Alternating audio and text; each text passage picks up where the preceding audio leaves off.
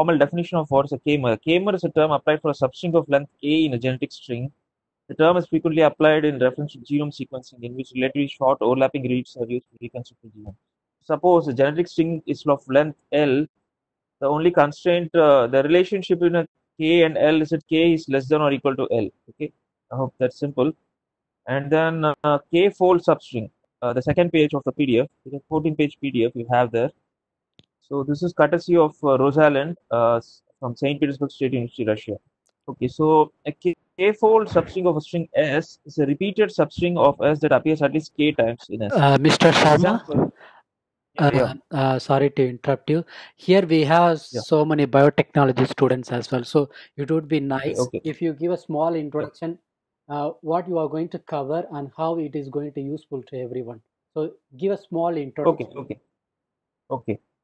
So, see, in biotechnological context itself, most of the dinucleotide property databases, for example, you might have come across a dinucleotide property database, which has defined from Leibniz University, Germany, where based on the dinucleotide bond energies and dinucleotide properties of the 16 possible dinucleotides. Suppose if you take mononucleotides, ACGT, there are four possibilities because it's 4 per 1.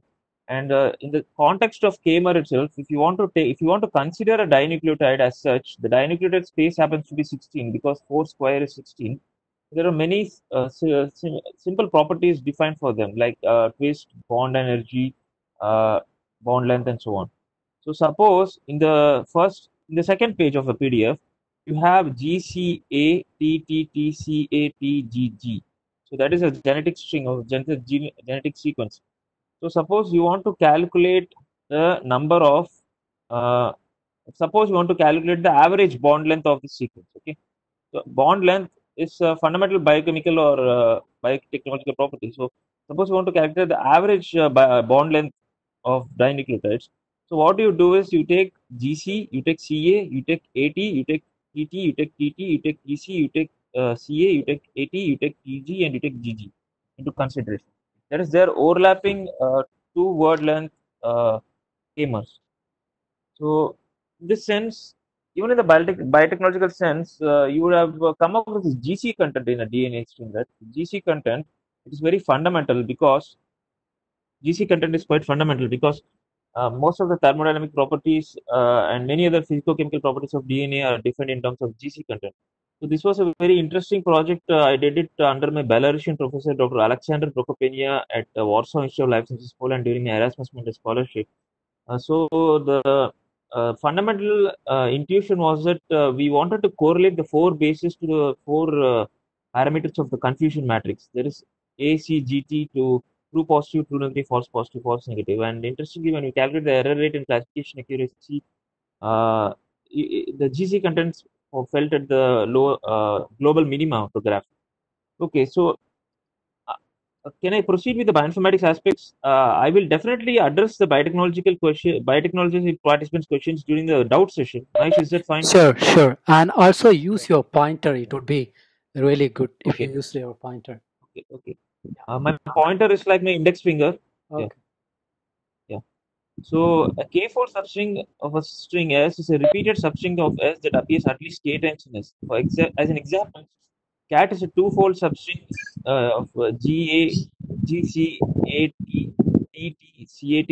because the K-fold substring the Kmer CAT occurs exactly two times.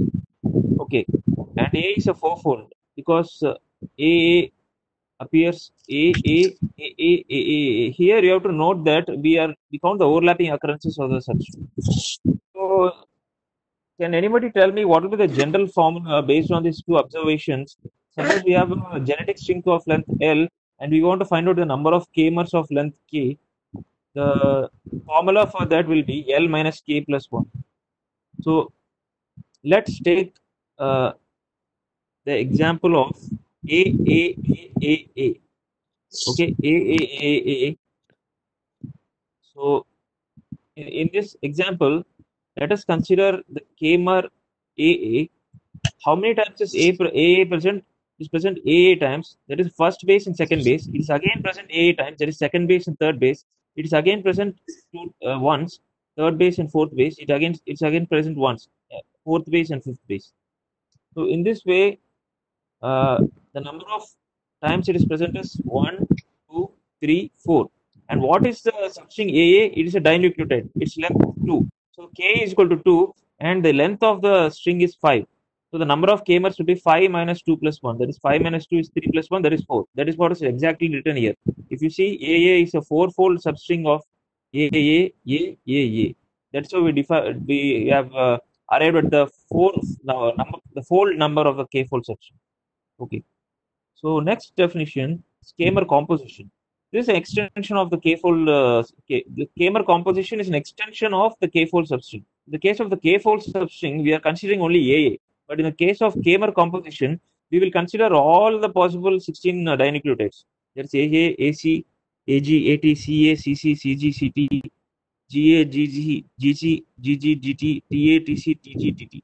That is, K-mer composition is an extension of the concept of K-fold substring, where we consider the exhaustive space of a particular K-mer for a given genetic string. And the genetic string here, it is given, what I'm showing to you, scrolling exactly in that line, it is T, T, T, T, G, A, T, T, and so on. And if you come to the next slide, it just continues up to G, C, G, C, C, T. So it's a long genetic string. And as you can see, here, where I'm pointing to, it is A. Hello, Sharma. A. So it is 4 times A is occurring as a mononucleotide. And if you see here, hello, Mr. Sharma. Yeah. We couldn't. I mean, we cannot see the complete text. Can you? Yeah, the complete text. I am just in this 2 slides because it's in the horizontal position. I just mentioned it in 2 slides. Okay. That is this genetic string in the first PDF. The page number 3 is partial, and the next part of that sequence is continuing in page 4. Okay. Yeah. Okay, and also use your keep your mobile in one place because we hear some noise by shaking the mobile. Okay. Yeah. Thank you. Yeah. So here, if you go to the second part of the partial string, here we can find 4 A mononucleotides, A, and here in the K-mer composition table, I am zooming for you. So it is AA is present 3 times. So this can be easily verified here. If you go to the string here, A. So it's present 3 times since it's overlapping. So, and what is AA K-mer? It's a 2-mer, right? AA is a 2-mer. Like K-mer is like K is any arbitrary number for the substring given. In the case of the dinucleotides, it's called a 2-mer. In case of a trinucleotide, it's called a 3-mer. In case of a hexanucleotide, it's called a 6-mer, like that. So AA is 3, and we can derive it from the formula for K-mer as we discussed in the previous slide. Here, this particular genetic string, we are something like considering a substring within a substring. So A is a 4-mer, and we want to find out the number of dinucleotide A here. So it's a 2-mer. So 4 minus 2 plus 1 is nothing but 3. 4 minus 2 is 2, and 2 plus 1 is 3. That is why AA is 3. So this is simple. And proceeding quickly further. So this is courtesy of Biostar Handbook authored by Dr. Istvan Albert from Pennsylvania State University, USA. Okay, how to use SORMAsh? Actually, we'll not go into much details about the command line due to the constraint of just a 30-minute session. We'll just we'll just comprehensively and exhaustively see what is the subtle differences between some K-mer command line tools that can be done in Ubuntu or a Linux system or a BiLinux system. Okay, so basically the SORMAsh. So Mr. Sharma, can we take some question before moving to the technical session? Sure. Can you give some overall conclusion about the introduction, like just? So first, anybody has doubts as of now? Any concerns? So guys, if you have any questions so far, you can ask me in the comment box. Okay, I will be keeping a tab on the comment box because I cannot open 2 windows at the same time. No problem. So I think you can interactively see my screen also. So I'm going to the Telegram channel, right? So that's why I have anybody typed this. No, typed no. any of your queries. Okay. There is nothing to deal with Telegram channel. It's everything here. Okay, okay. You mean the WebEx chat? Yeah, WebEx chat. Yeah. Okay. So it is exactly yeah. Chat with everyone, right? Okay. Yeah. So somebody has asked, is it K is equal to 2? Yeah, it is K is equal to 2 in the case of dinucleotides. So at 6:17 p.m., just 1 minute ago, I just got a doubt. Can you go over the Kmer definition again, please? Okay, I'll go back to these two quickly. So I'm here.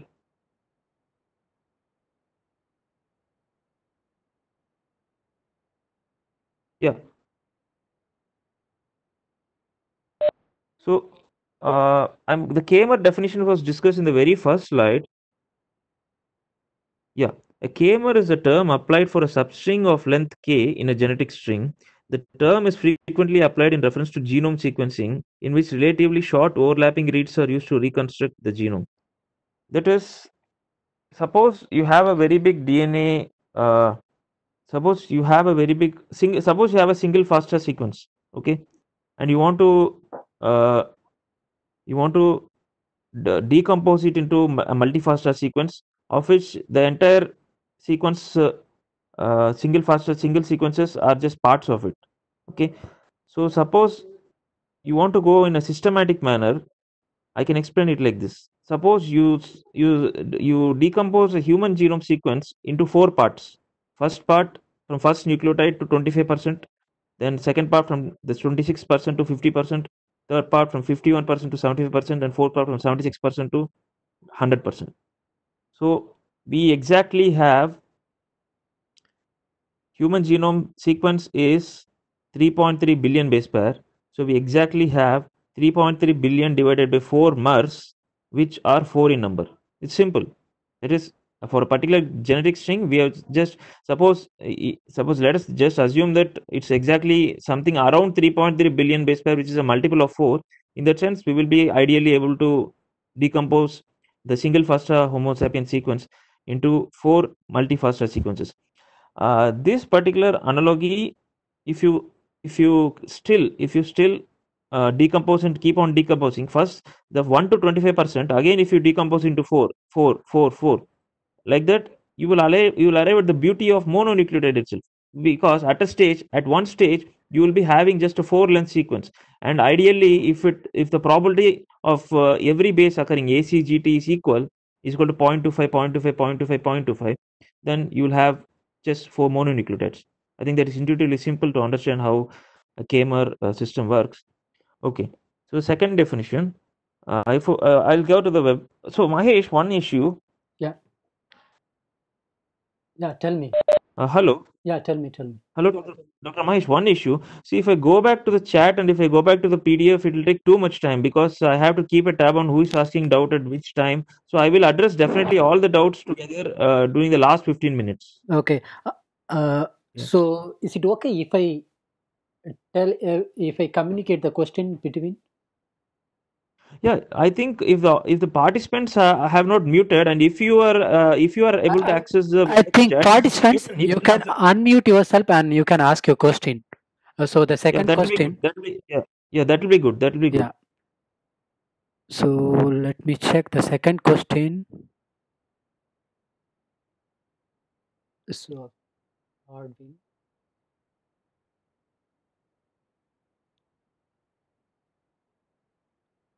okay, you can take your time. I'll proceed quickly with the SoarMash.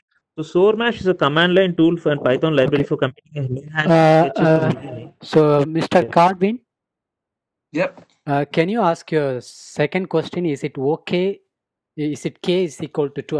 It's already, I think your question is answered, I guess, right? I think I got it. I'm not really sure. Okay. But if you're okay, if you didn't get the answer, you can still Mr. Karthi, if you see this Kmer composition page, essentially the AA, AC, AG, AT are all dinucleotides. So your question is right. It is K is equal to 2. It is indeed K is equal to 2. And if you go back to the K-fold composition, If you see the second example, that is AA. The AA is a fourfold substring of A. That is A is a pentanucleotide. In one way, you can say that A is a 5-mer. So there K is equal to 5, and within the K is equal to 5, it's like a polyadenine. It's like a polyadenine tail. You know the poly A tail, right? I got it. So my next question would be, when you have like maybe single nucleotide, when you have to align it at some point, yeah. So when you align it, do you have a threshold value like K is equal to 4 or K is equal to 5 or something to have a proper alignment? Okay, so we just take the simple example of BLAST, which is the basic local alignment search tool. In the BLAST, we have something called word length. The term used in BLAST is called word length. So word length in BLAST is in a range from 7 to 11. That is minimum. As you asked, a mononucleotide doesn't make any sense to align because it will have many matches, right? So in BLAST, the word length is actually in the range of 7 to 11, and because the BLAST n, that is nucleotide BLAST, has a word length in the range of 7 to 11, the number of codons will be 1 by 3, right? Because 3 nucleotides will code for 1 amino acid. So in the case of BLAST P, the word length is from 3 to 4, because 7 is close to 6. There is 6 by 2, even 7 by 2, the greatest integer function is 3. There is 7 by 3, because the codon is of the length 3 nucleotides. Essentially the genetic codon is a 3-mer. So that is why if you take 7 nucleotides, the number of potential codons will be 7 divided by 3, that is 2, and the number of in the upper limit, that is 11 divided by 3, it will be close to 12, so it will be 4. So 3 to 4, 2 to 4, or 3 to 4. Yeah. Okay. So So and then So and did you get the formula for how the K-mer is defined? If you see this example, the dinucleotide AA is 3, right? This is the K-mer composition. This is the K-mer composition for AA. It is 3 because there are 3 parameters. There are 2 parameters while calculating the number of K-mers. It is L minus K plus 1, where L is the length of the genetic string and K is the number of the K number in the K-mer. So here K number in the K-mer dinucleotide is 2. So the length is what we are referring to here. I'm pointing it at A. That is this A here exactly in page number 4. This is because it makes sense only to search here, because there's no other low complexity region like A anywhere else in the sequence. You can check the sequence. There's no other possibility of AA. There's not even a single occurrence of AA anywhere. But here, if you specifically come AA, so we take into account the first nucleotide and second nucleotide. AA, second and third AA, third and fourth AA. So that is why it is 3, and we get the 3 here because the length of this AA is 4, and 4 minus 2 plus 1. That is 4 is the length, 2 is the K-mer, 2 is the 2-mer. 4 minus 2 plus 1 is 4 minus 2 plus 1. That is 3. Okay. So how to use SORMAsh? SORMAsh is mainly used in metagenomics for K-mer classification of the bacterial sequences, the microbial sequence signatures. And there are some emboss bioinformatics utilities called DREG and FuzNuc. So DREG and FuzNuc are emboss bioinformatics utilities. The emboss is the European Molecular Biology open software suite. So here we have 2 command lines like the DREG and FuzNuc, which will enable us to find out the K-mer density as well as K-mer histogram analysis and K-mer sequence pattern analysis, even if the sequence is wrapped. That is, what is exactly happening in slide number 2 is this particular sequence is in a single line, right? It is not a wrapped line. It's in a single line, but we will not have such an ideal condition in case of FASTA files, because FASTA files are wrapped essentially, because there's a constraint that usually one line of a FASTA file should have either. So Mr. Sharma, before explaining the technical details, can you tell them the software, like which system configuration we need? I think this one is mainly for Mac OS system and Linux, right? The pip and brew used for Mac OS system. There are alternative ways in which there is the for how to install in Mac and how to install in Linux, and how to install if you have Cygwin is mentioned here. As I already mentioned, if you are using a Windows operating system, you can try Cygwin, though in some cases for some bioinformatics command line tools, Cygwin is known to crash. If you are using Linux or BioLinux, you can use either the BioConda or Conda. And if you are using Android phone itself, you can try Termux app, TERMUX, Termux. That's what I'm using right now. Okay, so I will definitely get back to the participants once this session is over. Even beyond the doubt session, if you have to do a real, spending time on the command lines in a very detailed manner. I'm just going over this quickly and quite exhaustively as to inform you what are the Kmer tools that are available. So Emboss Bioinformatics Utilities, European Molecular Biology Open Software Suite. Here, as you said, there is Brew install Emboss for Apple iOS, Mac OS, and Conda install by Emboss. So here in Emboss, we have two tools that are relevant for Kmer analysis. They're called DREG, DREG, and FUSNUC, FUSSNUC, like fuzzy nucleotides, which we'll see in a later slide. So yeah, quickly coming to Kmers. Yeah, we'll again revisit the definition of Kmers as already asked. What is a Kmer? A Kmer typically refers to all the possible substrings of length k that are contained in a string. Okay. A Kmer typically refers to all the possible substrings of length k that are contained in a string. For example, if the sequence is ATGCA, the two base long Kmers, that is AT, they are AT, TG, GC, and CA. That is just like a reverse de novo sequence genome assembly. That is, in de novo genome sequence assembly, we actually get the Kmers and then we build the context and scaffolds and then the genome. But here we are decomposing. We are decomposing a given genetic string into its Kmers. So it's the two base long Kmers, as you can see from left to right and overlapping, are AT12, and 12 means the position number of the base from 5' to 3'. So AT, TG, 23, GC, 34, CA, 45. And the three base long Kmers are ATG, TGC, and GCA. That's 1, 2, 3, 2, 3, 4, 3, 4, 5. And four base strings are 1, 2, 3, 4, and 2, 3, 4, 5. Simple. That is, you just can remember the index positions. And even based on index positions, there's a fundamental difference between the notion of index position in bioinformatics genetic strings. One is called zero-based indexing and second is called one-based indexing.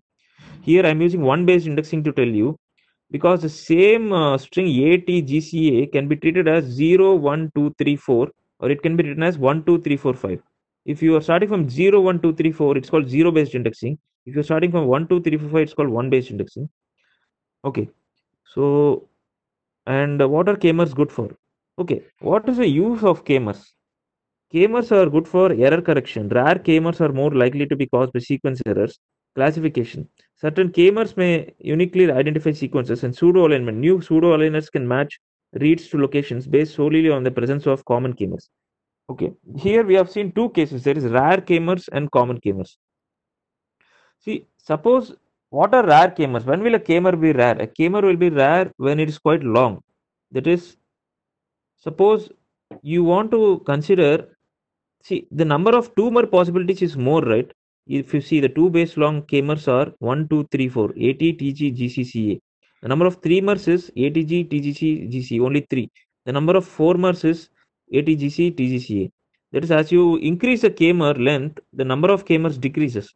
So that is why we can say that in a sense, the Kmer becomes more rare when the length of the K becomes high, and Kmer becomes more common if the length of the K is small. So in this way, we can check for error correction and pseudo alignment. And jellyfish, here jellyfish is actually Kmer counter. It's a command line Kmer counter. So based on the efetch tool from EntryDirect, which can directly access the NCBI database from command line, this particular FASTA sequence is being downloaded, and then jellyfish count using the parameters -C, -M10, and so I have a question. Can I ask something? Yeah. So when you have the sequence, you digest into the DNA into pieces, and then you try to sequence it. So do you fix Kmers like K is equal to 5, or like you have different numbers, you fix it, something like that? I don't know whether it is a relevant question, but yeah, you do fix a Kmer number, especially in the tool Velvet. Yeah, especially in the tool Velvet H and Velvet G, which is used for de novo genome assembly. The k-mer by default it is fixed in the Velvet tool to be 31. It is a 31 mer. So Okay. So it yeah, means having more cameras will be better for sequencing and all yeah. this. It's actually a trade-off. It's actually a trade-off. We have to optimize between rare k-mers and common k-mers. It's like optimization. 31 mer is found to be not too many k-mers and not too less k-mers. It is not too common and not too rare. So it's a like a Okay. trade-off. Yeah, Okay. Yeah. yeah. So should I use a k-mer report produced by FastQC? Yeah. The k-mer plot that FastQC produces should be interpreted with caution as it can be misleading. Both the scaling of the plot and the ratios of observed versus expected counts are flawed. Longer k-mers will be reported many times, but shifted by one base. So why will longer k-mers be reported many times but shifted by one base? Going back to the same example, how we define the human genome sequence, if you split it up into four parts, there is let's take like this. See, if I'm just taking a cumulative window that is from first base. If I say 0%, 0% means I have not yet scanned. Okay, suppose this human genome is going like going through scanner, a DNA base scanner. There's a DNA base scanner. That is, you are feeding the entire genome line by line into a base scanner. So the first base, that is, it's not like the last base of the genome goes in first. It is like you can imagine like this. You can just reverse the sequence, and the first base goes in first through the scanner. So when you do 25% scanning, you can be sure that you have scanned one fourth of the human genome. When you do 50% scanning and subtract the 25%, this listen to this carefully. When you're doing 50% scanning and you are subtracting, you are not taking into consideration the first 25% scanning. You are essentially have scanned the 26th percentage or maybe 25.00001 percentage to 50 percentage, and then 50.00001 percentage to 75 percentage, and then 75.0001% to 100 percentage. So when you do it like this, you will get exactly sorry, not 4 mers, you will get exactly 3.3 billion divided by 4 uh, 4 mers, which are 4 in number. Suppose you want to do exactly, I mean, not exactly, suppose you want to do at least some more, you want to give allowance of at least one more base to the scanning. What will happen is one base will definitely overlap with what I mean to say is in the scanning, you want to do only three parts. If you want to do three parts, you can do it like this.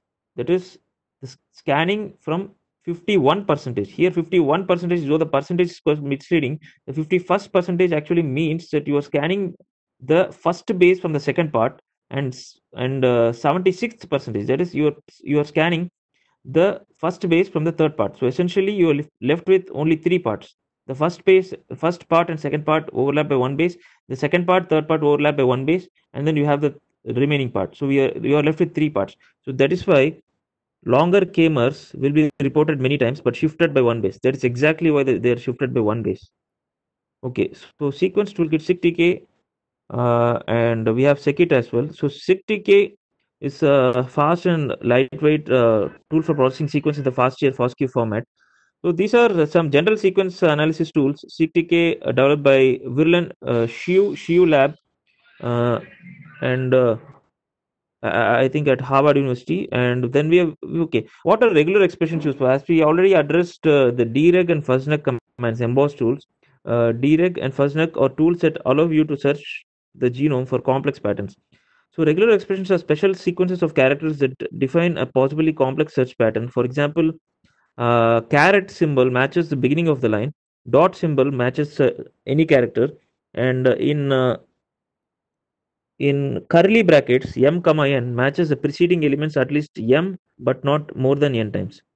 It's in the range of there is the number of elements match is such that if it's let's say the number of match is p, so m less than or equal to p less than or equal to n.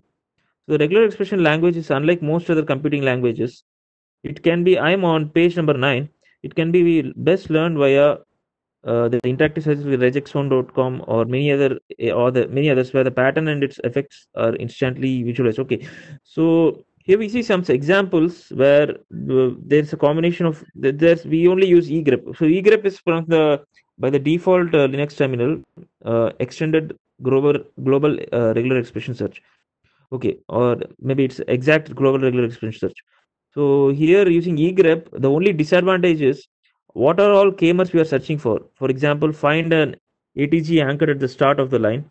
That is ATG which belongs to exactly it is at the beginning of each line, but potentially some issues Mr. will Sharma, occur. Yeah. some of them may not know what is the purpose of regular expression and why you are going with mainly regular expression for this tool, because we have so Okay. many options, right? Like we can use Yeah. different modules from Python also, but why you are Okay. specifically going with regular expression here? See, regular expression I'm going through in order to define, for example, potentially DNA motifs, which will be useful in the context of chipset. There is chromatin immunoprecipitation. So I will address this quickly in this slide. That is in this slide. Okay, I don't have. Okay, My 1 question minute. is, if the purpose Yeah. of using the regular expression just to get the pattern of it, then you can go with other modules also, right? But why you are using only regular expression here? Yeah, there's a slight difference between the regular expression which is being used here and dereg and FASNAC. Dereg regular as a the egrep, whatever examples have been used here for finding the DNA motifs. For example, find TA followed by one or more A followed by TA. What exactly happens is the sequence should be in a single line, but ideally that does not happen. The sequence is wrapped. That is in FASTA, there's a constraint that usually or traditionally the number of bases in a particular line is 60 or it is 80. So in that case, the regular expression will not work, and in that case we have to use dereg or fuznak commands as from the emboss command line tool. And I get your question as well, that is why are we using regular expressions. See, suppose we want to find out, suppose you take the case of the AA dinucleotide case itself. The AA dinucleotide case is quite in the polyadenine tail. There is, I'm coming back to slide number 3. In the case of AA, it is occurring exactly in something like a compositional bias zone or the low complex region of AA here, as I'm pointing it out here. But suppose I come to the second dinucleotide, that is AC, which is 5. There is AC is occurring 5 times, the dinucleotide. And suppose I'm not just interested in how many times a particular kmer is occurring. I am also interested in which regions the kmer is occurring and how are the base separations in between them. So in that case, definitely the sequence pattern will also be it will also be better to address the sequence pattern. That is, suppose this, just for hypothetically, let us consider AC. The AC is, suppose it is here. We can see the AC here, right? TT, GA, TT, ACC. So ACC contains AC. So the first mononucleotide that contains the first pattern contains AC is here, and maybe AC is also here. There is TTG, TACG. So TAC. So in between this, I have how many TT patterns? I have one TT, I have one TT, I have one TT here, GATT, I have one TT here, CTT, I have another TT, ATT, I have ATT again. So suppose I want to find out among the 5 dinucleotides AC which is occurring, I want to find out that suppose this TT1, TT1, TT2, TT3, and TT4, and okay, TT4 is after this AG, okay, 2TT. So I want to find out, like, I want to restrain, that is, I want to restrain the occurrences of AC. I want to map to the AC where at least 2 dinucleotides TT are present in between the kmer patterns. In that way, the sequence pattern and regular expression will also be of huge significance. That is, it will be definitely useful in the case of read-based alignment. Okay, so coming back, we are in page yeah, okay. So can adapters be identified by a pattern? Yeah. So Mahesh, Yep. hello. Yeah, tell Yeah, me. so this is one more way of putting your question. Can adapters, based on significance, adapters So be what do you identified by mean by pattern? adapters? Yeah. Okay, It seems like very so new term for me. Okay.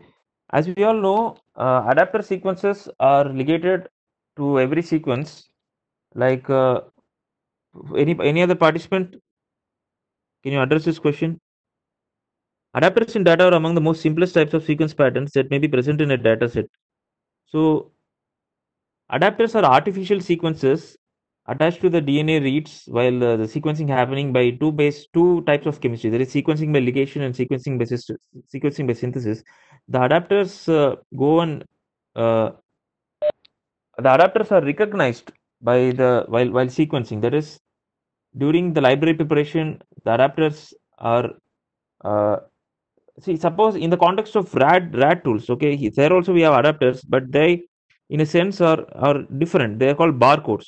So here I am going to RAD tool, software for RAD sequencing, version 1.2.4. So in Mr. RAD, Sharma, they are just yeah, hold on it. Still, I didn't get the adapter part, so we can also ask the members if anybody knows about it, yeah, the sure, adapter. sure, yeah. So, if any members knows about it, you can unmute yourself and explain. Mahesh, Yeah.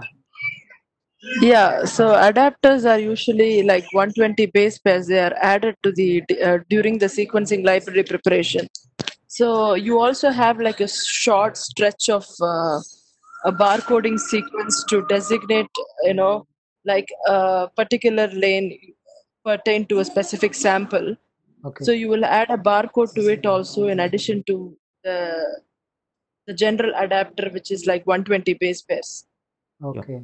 Okay. So just like as Divishri mentioned, so RAD tools it has something called multiplex identifiers, MIDs or barcodes. So the multiplex identifiers or MIDs are something like 7 to 12 nucleotide sequence in the starting of every read, every FASTQ read of the RADSEQ data. RADSEQ is restriction associated DNA double digestion, which is in slide number 12. Okay, so coming back. So can adapters be identified by sequence pattern? Yes, adapters in the data are among the simplest types of sequence patterns that may be present in a data set. When our sequences are line oriented, that is the entire sequence is in a single line, the grep with the color always parameter will allow us to extract the color it matches. So what it exactly means to say here is whatever is a red color here, this is the adapter sequences interspersed in the sequence. But suppose let's take a hypothetical case where a part of the red colored sequence is towards the end of that is towards this right end, and another part is continuing in the second line, that's in the subsequent line. In that case, we definitely need to use commands like the regular expression. And DREG and FASNAC are somewhat advanced regular expression uh, utilities offered by the European Molecular Biology Suite for Software, European Molecular Biology Software Suite, EMBOSS, where even if the sequence is wrapped across many lines, we will be able to find out the sequence patterns or k-means. Okay, so how can I search genome sequences for patterns? So grep and extended grep, as already said, are tools that operate on one line at a time, and that is why this is a deficiency and can be used to identify lines with patterns. When sequences wrap over many lines, we need dedicated tools like DREG or FASNAC, as already mentioned, emboss tools. See the following chapter, regular expressions. Okay. So, yeah, we go to FASTA manipulations. So, this page illustrates the FASTA manipulations using the Scikit tool. Scikit and Sectiki are two sister tools that are used for simple sequence analysis. So as we move on, we are slowly moving on from specific to general. There is we have to address two issues during this two scenarios during as per the title. There is biological sequence analysis based on KMER. So KMERs, I think some fair justice has been done to them over this session, and we are slowly moving on to the realm of sequence analysis.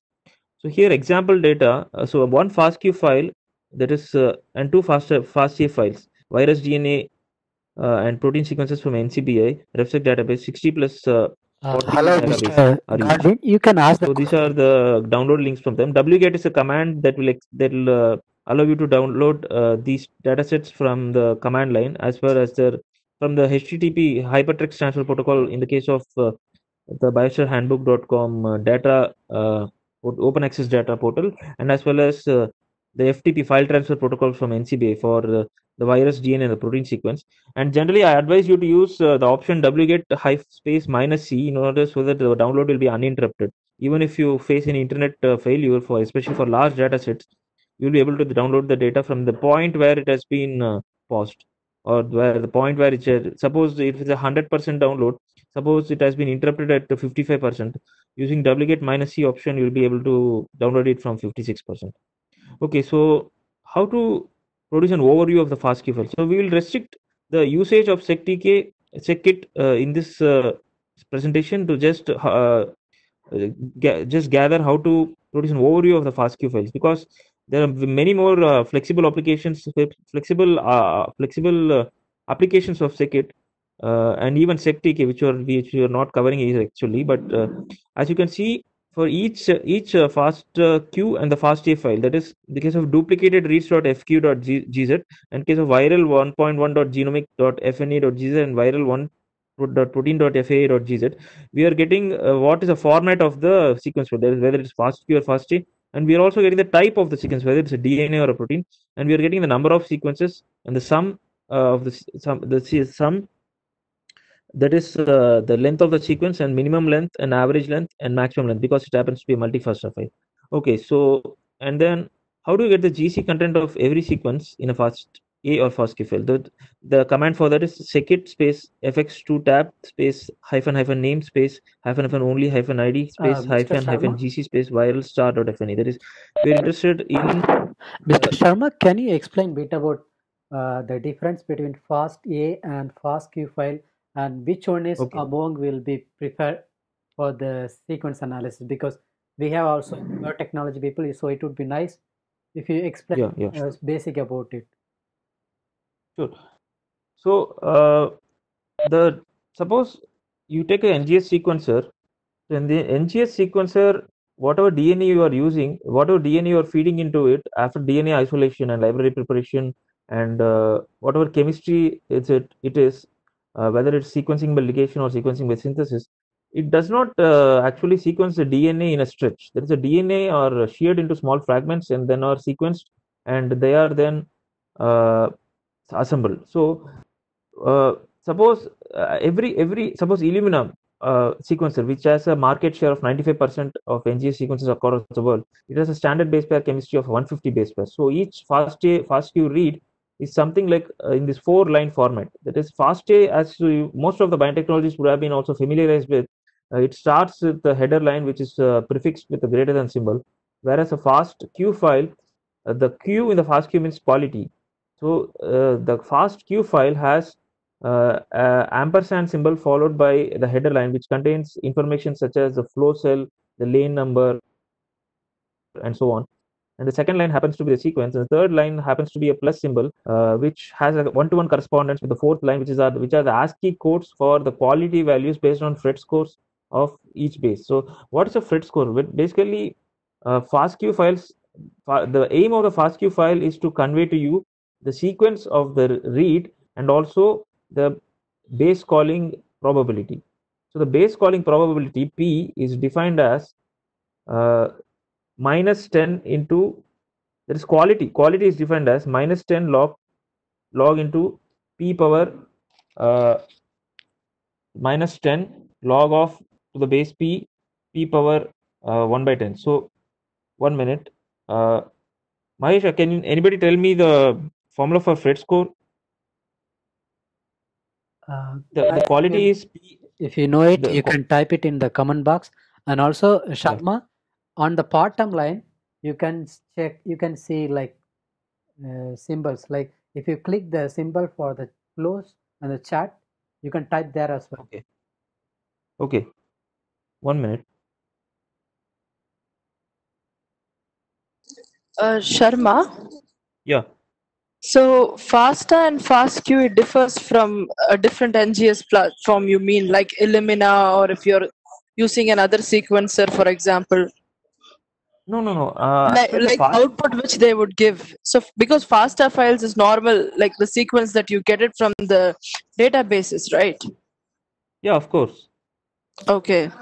Because NGS platform mainly gives the reads are being given in the form of FASTQ. it just Basically, you can understand it in a simple way like this, not getting more into the technicalities of thread store or something. You can understand it like this: a FASTQ file represents a raw read, whereas a FASTA file represents a finished genome.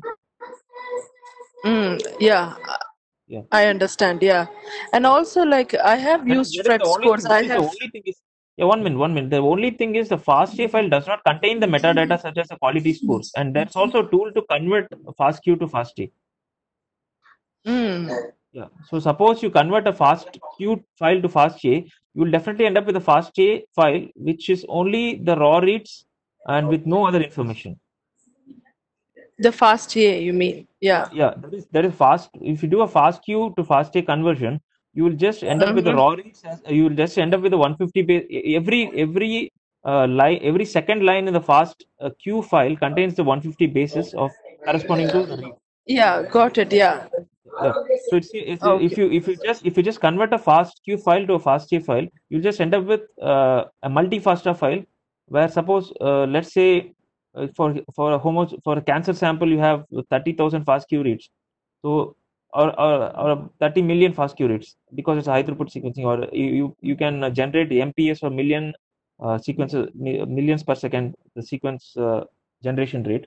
So it will be essentially a multi-FASTA file containing the reads only, nothing more than like the metadata of the quality. And one more specification regarding the quality of the FASTQ file is it is not corresponding to the right call of the base. That is, it corresponds to the base wrong call. That is correspond to the wrong call of the base. Suppose A has a FASTQ quality assigned as exclamation mark, then the probability of wrong call of the base is 0, because essentially it's a ASCII code that corresponds to 33, and the FASTQ quality is also offset by 33. This is because in the ASCII table, the first 32 ASCII characters are non-printable. That is why a quality score of 0 is offset by 33, because 33 is the first ASCII character that is printable. Okay. Yeah. Okay. So going back, 1 minute.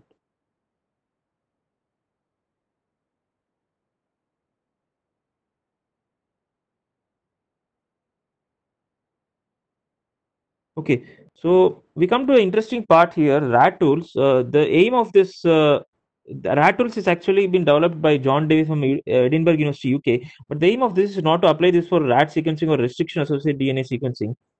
This was something inspired by my project, which was carrying it out Indian Council of Agriculture Research last year. So we will not even delve into how it's installed or other things. We will just come to a sub part of the RAD tools called RAD MIDS. So as Mahesh was asking about adapter sequences, so they are barcode sequences as mentioned by Divyashi.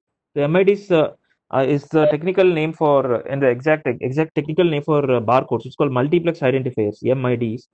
So RADMIDs generates a set of multiplex identifiers of a certain length with a certain number of differences between each pair of multiplex identifiers for use in RAD adapters. MIDs are generated with several differences between any pair, so that they can be distinguished bioinformatically even if MIDs for a particular read contains a sequencing error.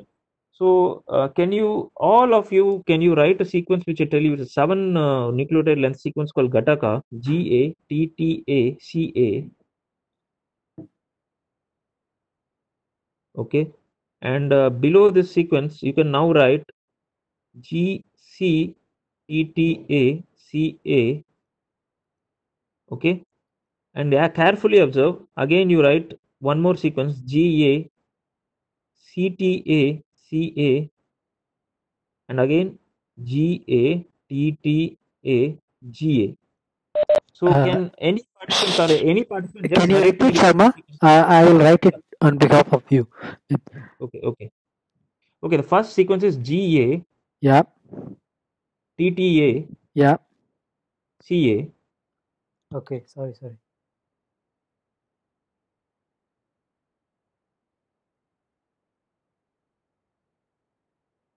All right. GATTACA. It is pronounced Gataka. Okay. GATTACA. Mm. Second one is GCTTACA. That is, I'm changing only the second pace from A to C. GCTTACA. GCAT. The TTS, this rest of the sequence is same. GATTSCA is the first sequence. The Okay. second sequence is GCTTSCA. The rest of the sequence is same. Only I'm changing the second position A to C. Okay. And third, I am not changing the second position. GACTACA. That is, I'm changing the third position. That is T, I'm changing to C. GACTACA. So now you are changing the third position T to A.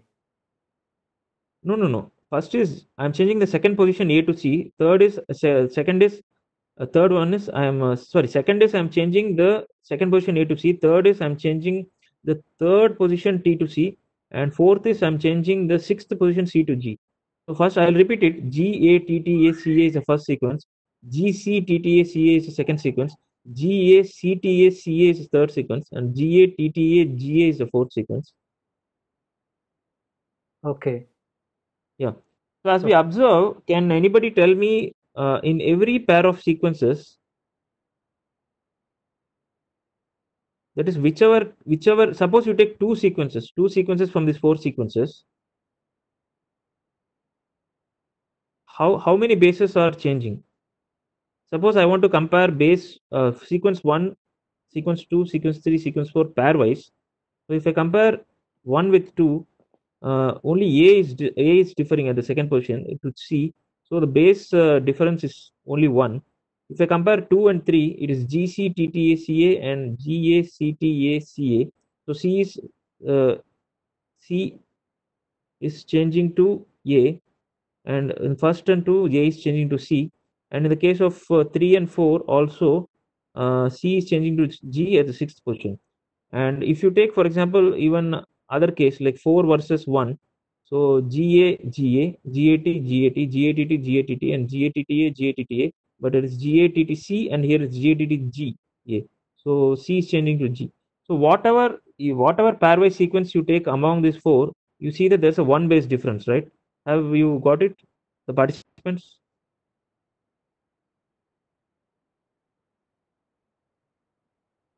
Yes. Yeah. If you Yeah. didn't get it, you can write it in the inbox. Okay. I will write the sequences, no issues. Okay. But already people has written. Sharma, Yeah. you highlighted about something about Fred scores, right? So when I used my commands for analyzing these short reads, so I was using Fred 33 or 64. So can you just tell me what it means? Okay.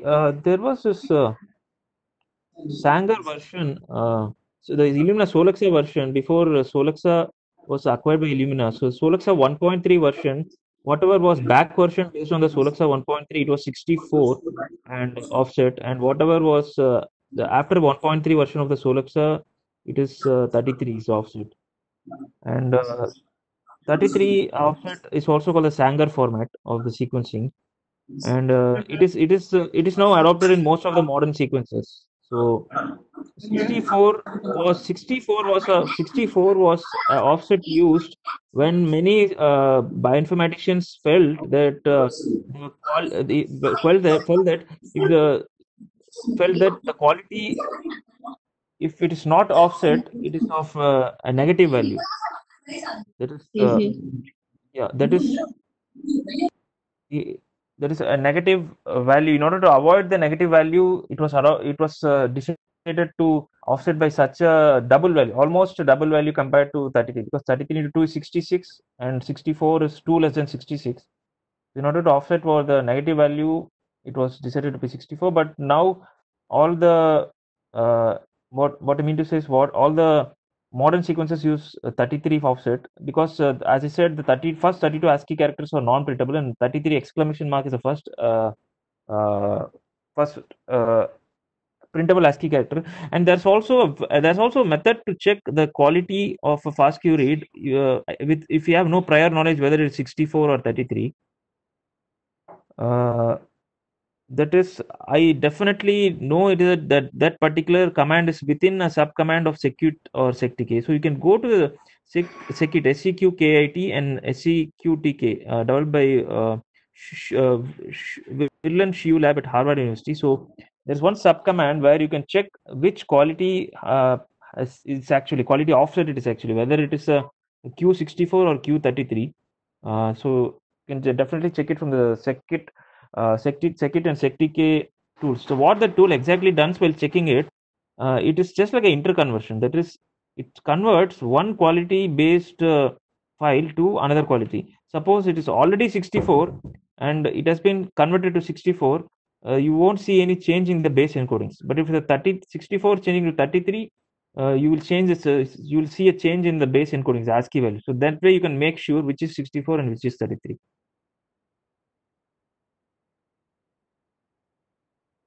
Hello. Yes, Divashri. Yes. Yeah. Is it? Yeah, So yeah, it's clear. It's clear. yeah, yeah.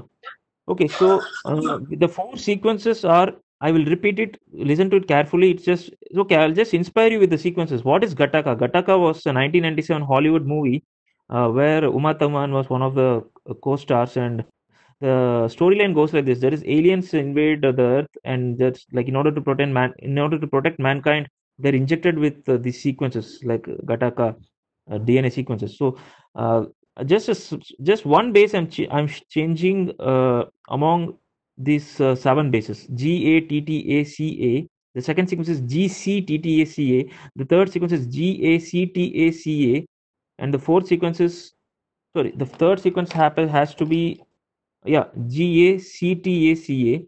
That is, the T is changing to C, and the fourth sequence is GATTAGA. So this is something called Hamming distance. That is, the exact, suppose we have a set of sequences, the uniform number of bases by which any pairwise set of sequences differ from each other is called the Hamming distance. Here the Hamming distance is 1, because if you compare 1 and 2, A is changing to C, so that is a 1, the Hamming distance count. And the second is 2 versus 3, that is also 1, because C changes to A.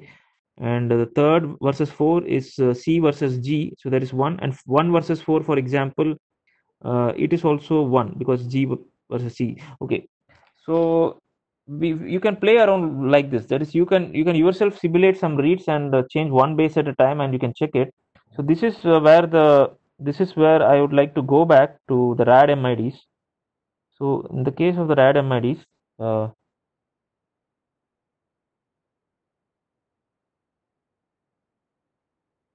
1 minute, yeah. In the case of the RAD MIDs, you have the options here in section 7.2. Minus O is for out file, that is output file. Minus L is for length of the generated MIDs. So by default, it uses a barcode length of 5, the multiplex identifier in the beginning of each first Q read. And the difference is nothing but the Hamming distance, technically. So the number of differences between any pair of MIDs is default 3. That is, here, can anybody tell me in our example what is L and what is D? Okay, in our example, L is nothing but 7 and D is nothing but 1, because we are changing one base. So the difference is 1, D is 1, and L is the length of the MID which we are taken to be 7, GATTACA, which is 7, and D is 3. Sorry, D is 1. So if you can assign, suppose you have L, the range which D can take is something like a quantum number. That is 0 less than or equal to D less than or equal to L. So that is, you can, if you know quantum chemistry from your school days, L is something like the principal quantum number and D is like the angular quantum number. So 0 less than or equal to D less than or equal to L. So that is for 7_1. That is, you can generate the Hamming distance k-mers like this. I would like to call this Hamming distance k-mers. That is HD k-mers. So here we have what to say. The command will be rad mids space minus L7 space minus D1.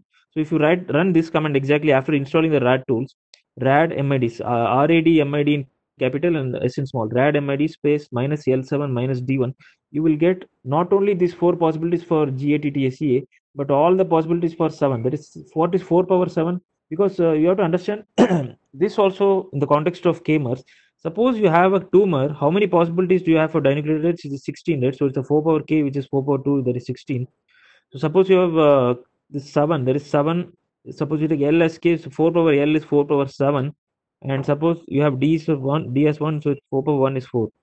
So yeah.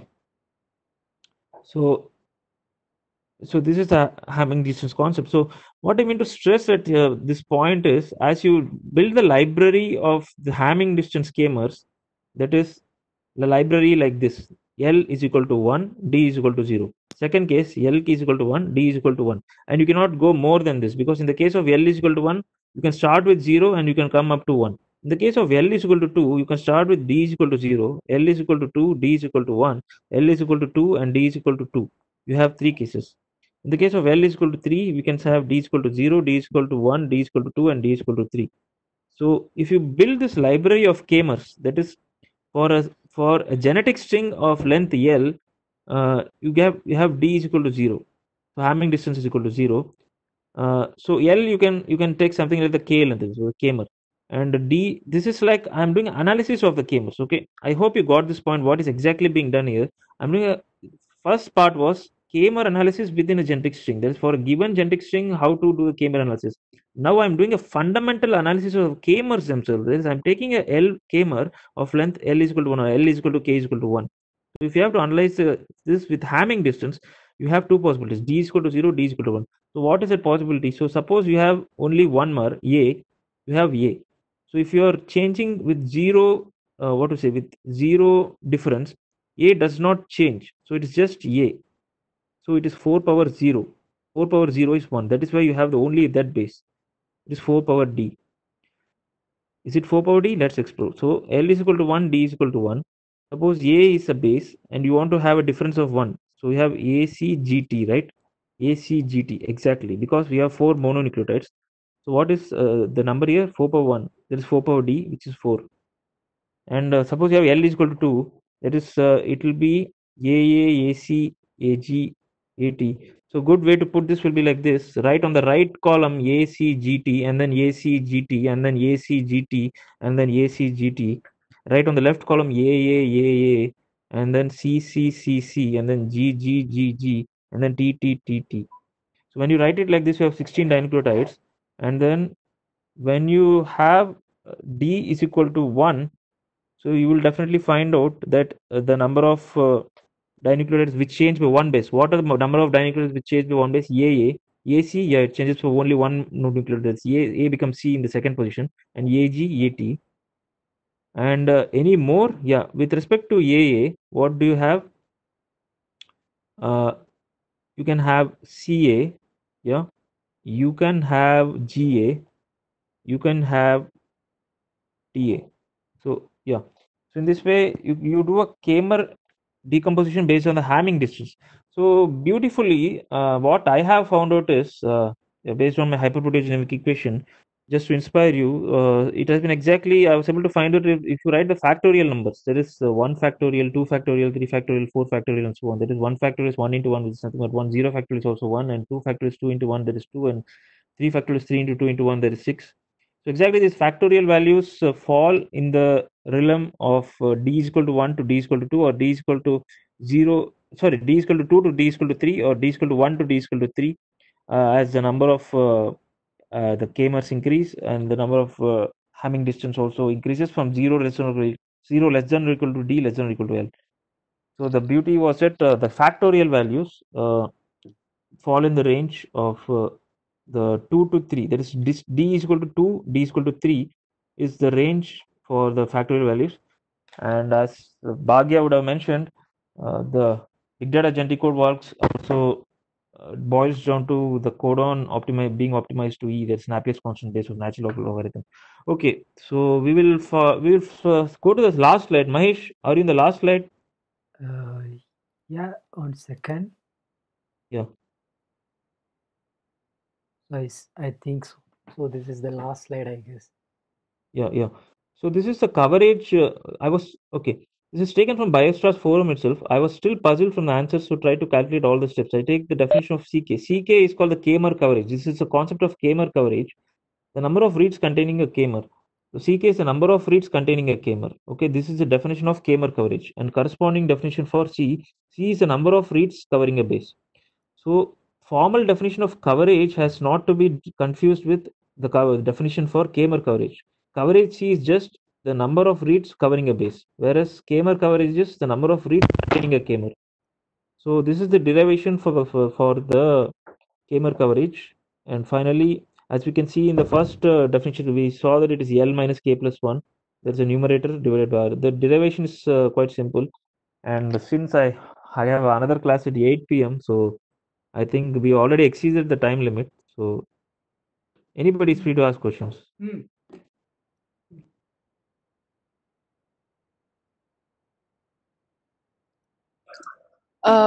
Sharma, Yeah. I didn't get when you get the point when you said why the k-mers shift by a base in a FastQC file. Okay. Can you tell again? Okay, Divyashree, can you take the example of GATTACA itself? Yes. Yeah. So let's suppose this is a genome GATTACA. Suppose I'm splitting this into 4 parts. So this is a 7 nucleotide, right? This is a 7 nucleotide length genome. Just for the sake of simplicity, let me add a base at the end also. C GATTACAC. So that it's a 8 nucleotide and it's a multiple of 4. Yeah. So now I split this into 4 parts. So GATTAC and AC, right? Yeah. So GATTAC and AC.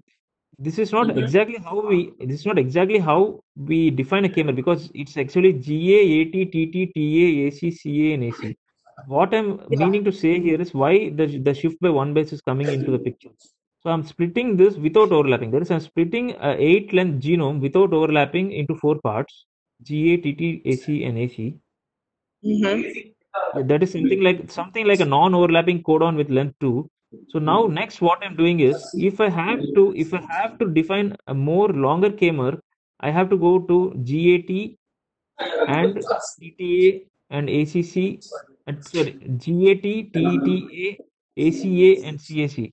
So you can intuitively understand it like this. That is, if I have to split something if I have to split a genetic string of length L, which is a multiple of 4 into 4 parts, yeah, I will definitely have just 4 sequences which are of equal length, assuming that the length is a multiple of 4.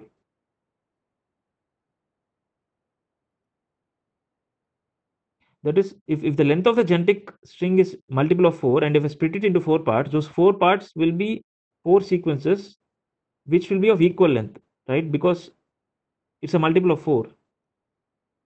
In the same case, in this 8 nucleotide case, I'm splitting into 4 into 2. That is 4 dinucleotides, and it's 2, 2, 2, 2, 4 dinucleotides. But if suppose I have to explore a higher k-mer, a trinucleotide, which is I'm splitting GATTACAC into 4 dinucleotides, which I have decomposed as 4 parts of this genome. Now, if I have to potentially decompose this into a trinucleotide, yeah, I have to shift by one base, right? Definitely, there's no other go. I have to shift it GAT, TTA, ACA, and that's not also how it works, because in the case what I'm discussing here, there's no overlapping. There is the decomposition is a non-overlapping decomposition. So it's a GAT, TAC, and AC. That's why it's shifted by one base. Okay, let us take a case. This is quite involving discussion. Let us take a case where I have a genetic string of length, both a multiple of 2 as well as 3. So let me take within the GATTAC. Okay, GATTAC. That is a 6 nucleotide length, because 6 is a multiple of both 2 and 3. So here, okay, actually, okay, I have to take multiple LCM. I have to take a let me do the least common multiple of 4 and 3, which is 12. I'm sorry. So GATTAC and GATT.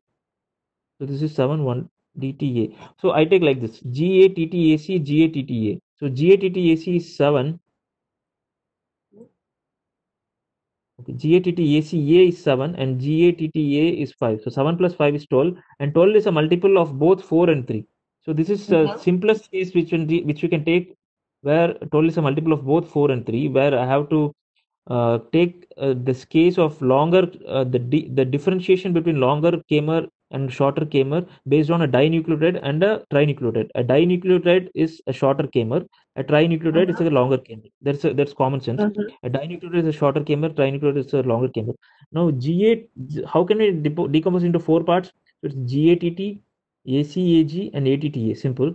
Now if I have to have a trinucleotide, if I have to have a trinucleotide, it's not exactly trinucleotide. That is, it's exactly division of this genome into 3 parts. So it is GATTA and CAGAT, and we are left with TA.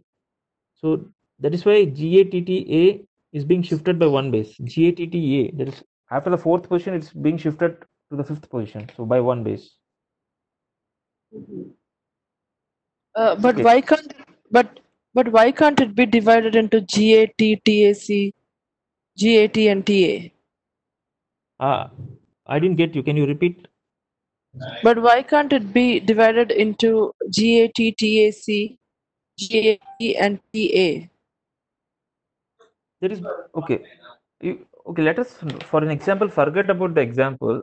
Suppose I have a long genome, a very long genome, a very long genome. Mm-hmm.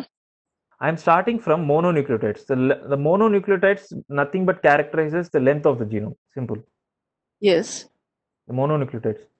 If you have all, if you add all the ACGPs, A is a one mer, C as a one mer, G as a one mer, and T as a one mer. Mm-hmm.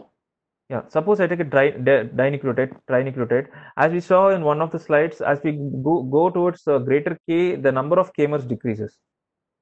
Mm-hmm. Yeah. Yeah. Now there will be a time when you reach like this, a position which is 1/4 of the length. If you reach that position, Mm-hmm. if you reach that position which is 1/4 of the length of the genome, Mm-hmm. and whatever is that 1/4, the position which is 1/4 the length of the genome, if you consider that to be a Kmer, Mm-hmm. yeah, it will be a very less chance that that particular Kmer will be occurring in the second half, second 1/4, third 1/4, and last 1/4. Mm-hmm.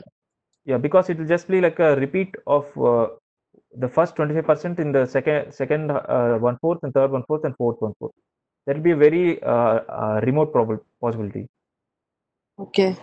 Yeah. Now, if I have to define a Kmer which is one base more than this particular Kmer, that is the 1/4. Mm-hmm. That is, if I have to define a Kmer which is one base more than this Kmer, which is 1/4. In that case, what will happen is, while defining that Kmer, by the definition of Kmer itself, that one base I have to overlap, right? That is, I hope you intuitively got it. That is, that one base overlap will definitely be there in order to define the Kmers for the other 1/4 as well. That is, I have to define from 0% to 25%, not 25%. In the case 0% to 25% for the case of the 1/4 Kmer, but in the case of the 1/4 Kmer plus one base, it will be 0% to say 25.4% or 25.5%. But then the second Kmer, which I'm defining the second 1/4 zone, it will be like one base overlap. That is how I have to proceed. See, what I mean to say is 1/4 of the genome is not essentially the limiting threshold for defining the Kmer. We can have even a Kmer, we can have even a we can have even a Kmer which is just one length less than the length of the genome. That's, we can have a L minus one Kmer also for a length of genome for length L. Mm-hmm. Yeah, we can have a Kmer which is just one base less than the length of the genome. We can have it. Hello. Right. Got it. Yeah. In that case, the number of k-mers will be L minus k plus 1. That is L minus of L minus 1 plus 1. That is L minus L plus 1 plus 1, which is L minus L will get cancelled to 0, and 1 plus 1 will be 2, right? Yeah. Yeah. So that's what there is no threshold. That is, there is no threshold to the number of k-mers which we can define in a genome. But what they mean by shifting one base, to the best of my understanding, is exactly while we do the 25%, 50%, 75%, 100% bifurcation to 4 parts of the genome from 5' to 3', when we define a longer k-mer, there is something slightly more than 25%. Definitely one base shifting will be there because it's overlapping layer.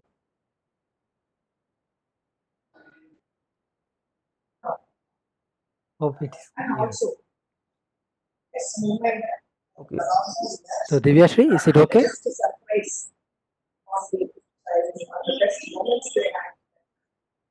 Okay, Dr. Mahesh. Yeah, I think we are beyond the session. Hello, Dr. Mahesh. Yeah.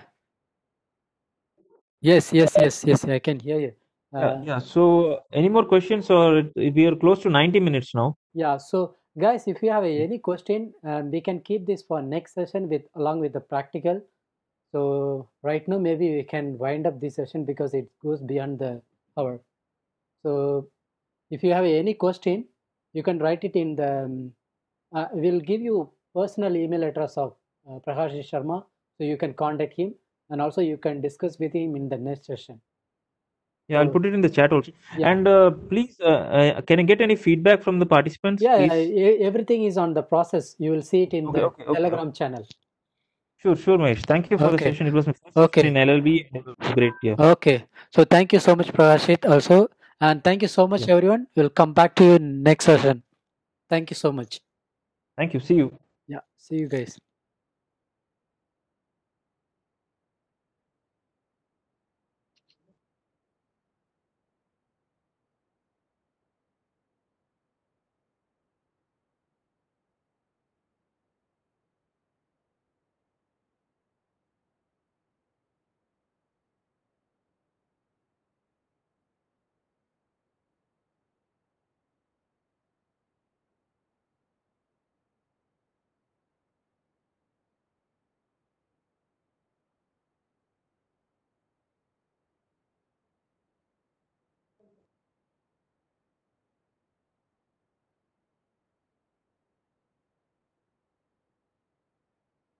So done. Yeah. Philippa.